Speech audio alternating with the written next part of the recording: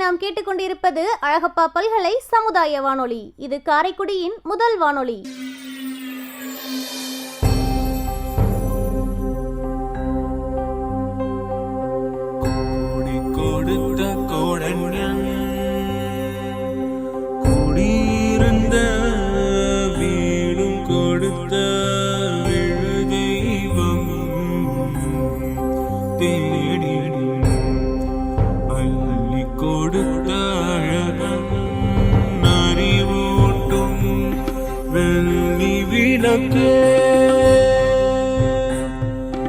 அறிவூட்டும் வெள்ளி விளக்கே,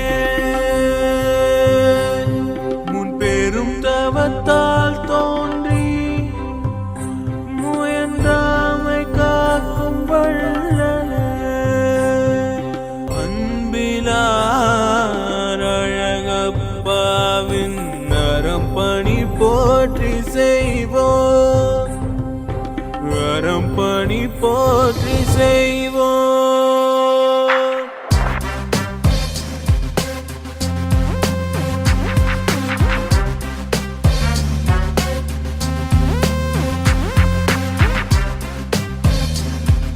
இந்திய அரசு அறிவியல் தொழில்நுட்பத்துறையின் விக்யான் பிரசார் மற்றும் காரைக்குடி அழகப்பா பல்கலைக்கழகம் இணைந்து வழங்கும் அறிவியல் பாலம் புதிய தொடர் நிகழ்ச்சி அனுபவ திட்டத்தின் பரவலாக்கம்.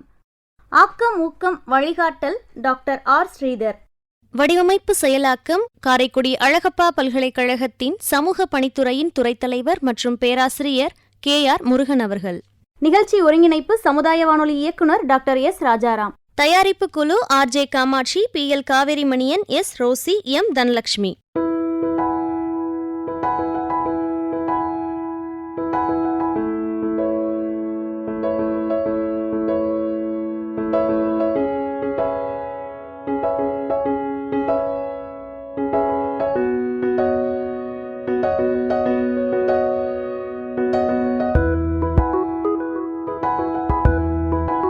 அழகப்பா பல்கலை சமுதாய வானொலி நேயர்களுக்கு வணக்கங்கள். இன்று நம்மோடு அனுபவம் நிகழ்ச்சியில் அனுபவங்கள் பற்றிய தன்னுடைய சிந்தனைகளை பகிர்ந்து கொள்ள இணைகிறார் முனைவர் அருணன் அவர்கள். இவர் அழகப்பா பல்கலைக்கழக தமிழ் துறையில் உதவி பயிற்றுனராக பணியாற்றி வருகிறார். தற்போது நம் அழகப்பா பல்கலை சமுதாய வானொலியில் அனுபவம் நிகழ்ச்சியில் இணைகிறார்.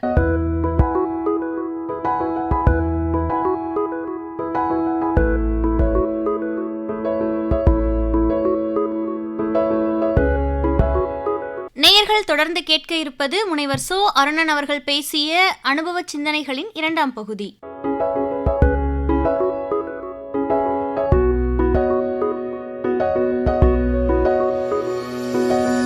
இந்திய அரசு அறிவியல் தொழில்நுட்பத்துறையில் விக்யான் பிரசாத் மற்றும் காரைக்குடி அழகப்பா பல்கலைக்கழகம் இணைந்து வழங்கும் அனுபவம் நிகழ்ச்சியில் கலந்து கொள்வதிலும் கருத்துக்களை பகிர்ந்து கொள்வதிலும் மகிழ்ச்சி அடைகிறேன்.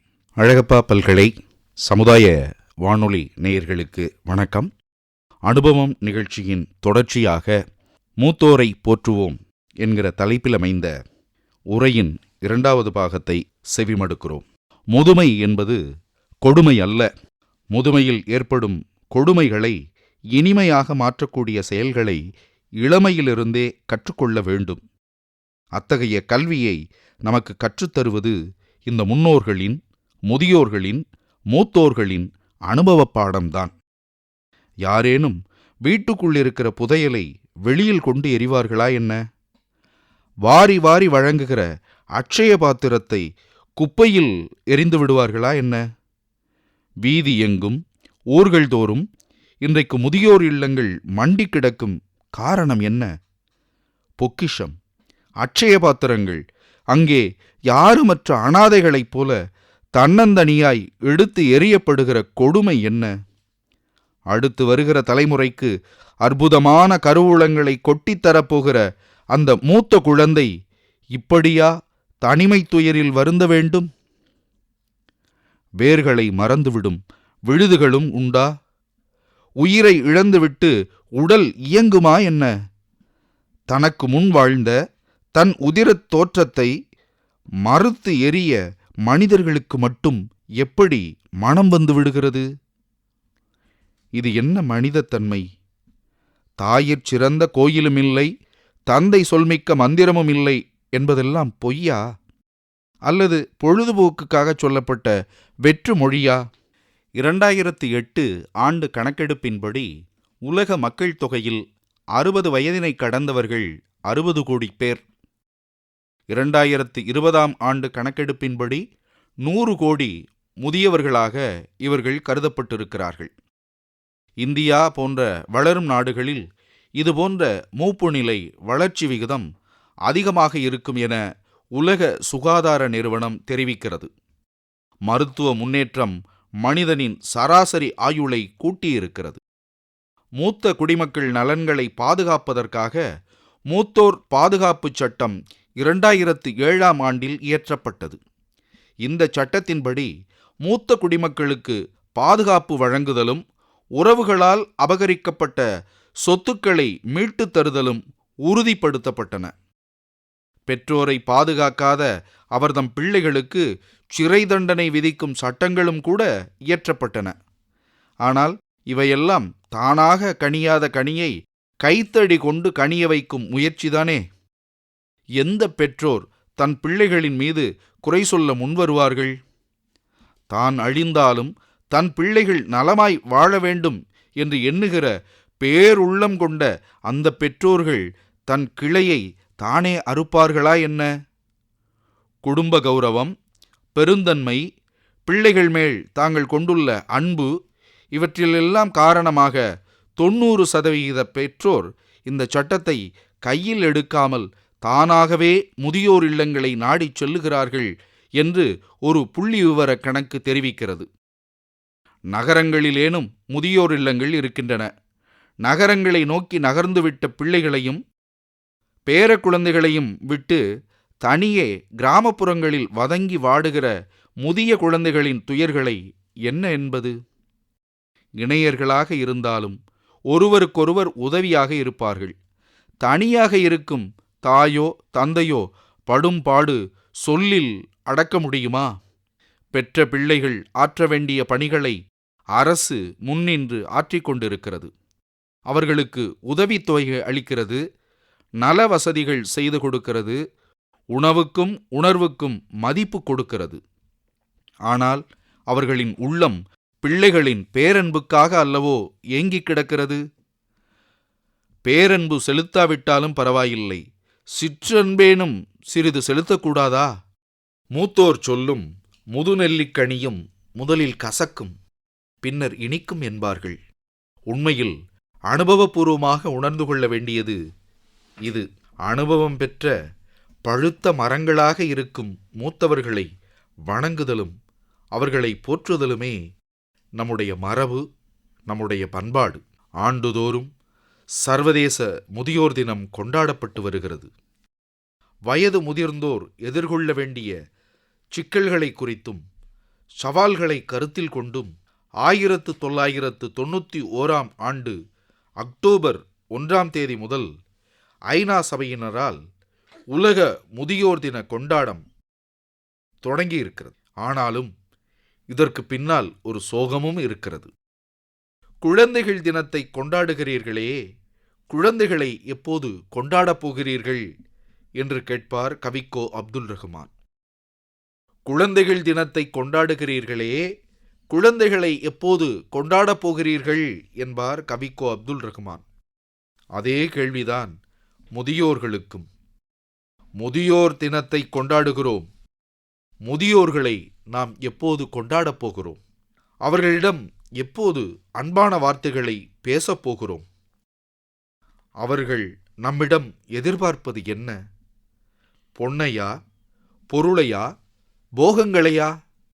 அவற்றையெல்லாம் விட பெரிதாக அவர்கள் மதிப்பது நம்மைத்தானே, நம் அன்பைத்தானே. அவர்களிடம் தராமல் ஒளித்து வைத்துவிட்டு அந்த அன்பை எங்கு கொண்டு போய் காட்டப்போகிறோம்? ஆலயம் சென்று தொழுகிறோமே, இறைவன் அங்காயிருக்கிறான். அன்னையும் பிதாவும் தானே முன்னறி தெய்வங்கள். ஓர் உயிரை பெறுவதற்கு தாய்மை என்ன பாடுபடுகிறது? 5 அறிவு பெற்ற விலங்குகளுக்கு இருக்கிற பரிவு உணர்வு கூடவா நமக்கு இல்லாமல் போய்விட்டது?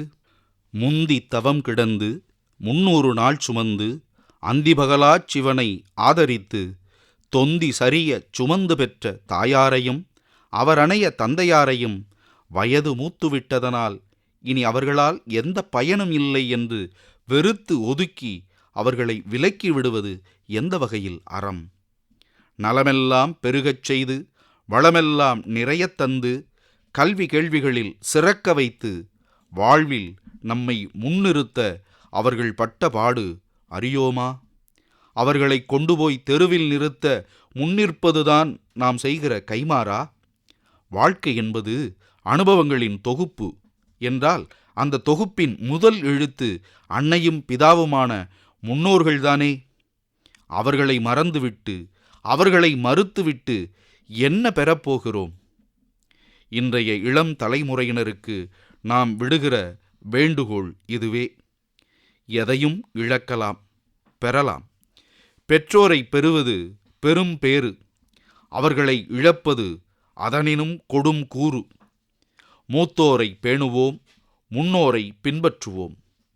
இந்த இனிய வாய்ப்பினை வழங்கியிருக்கக்கூடிய காரைக்குடி அழகப்பா பல்கலைக்கழக துணைவேந்தர் பொறுப்புக்குழு உறுப்பினர்கள் மதிப்புரு சுவாமிநாதன் ஐயா அவர்களுக்கும், கருப்புசாமி ஐயா அவர்களுக்கும், மதிப்பிற்குரிய பதிவாளர் ஐயா சேகர் அவர்களுக்கும், பேரன்புக்கும் பெருமதிப்பிற்கும் உரிய புல முதன்மையர் ஐயா KR முருகன் அவர்களுக்கும், அழகப்பா பல்கலைக்கழக சமுதாய வானொலி இயக்குனர் தமிழ்துறை தலைவர் பேராசிரியர் முனைவர் ஐயா சு ராசாராம் அவர்களுக்கும், வானொலியின் நேயர்களாகிய உங்கள் அனைவருக்கும் மனமார்ந்த நன்றிகளை தெரிவித்து கொண்டு, மூத்தோர்கள் முன்னோர்கள் யாவரையும் வணங்கி இவ்வுரையை நிறைவு செய்கிறேன்.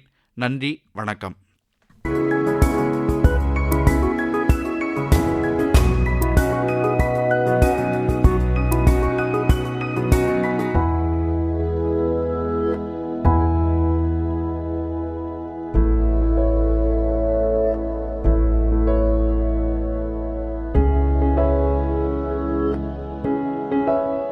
நேயர்கள் தொடர்ந்து இணைந்திருப்பது அழகப்பா பல்கலை சமுதாய வானொலி. இது காரைக்குடியின் முதல் வானொலி.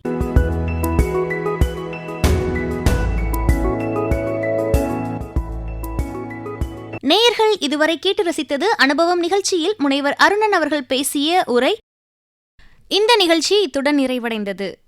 இந்த நிகழ்ச்சி நேயர்களாகிய உங்களுக்கு ரொம்ப பிடிச்சிருந்துச்சுன்னா மறக்காம நம்ம அழகப்பா பல்கலை சமுதாய வானொலியின் மின்னஞ்சல் முகவரிக்கு உங்களுடைய கருத்துக்களை அனுப்பலாம். கருத்துக்கள் அனுப்ப வேண்டிய மின்னஞ்சல் முகவரி comradio@alagappauniversity.ac.in.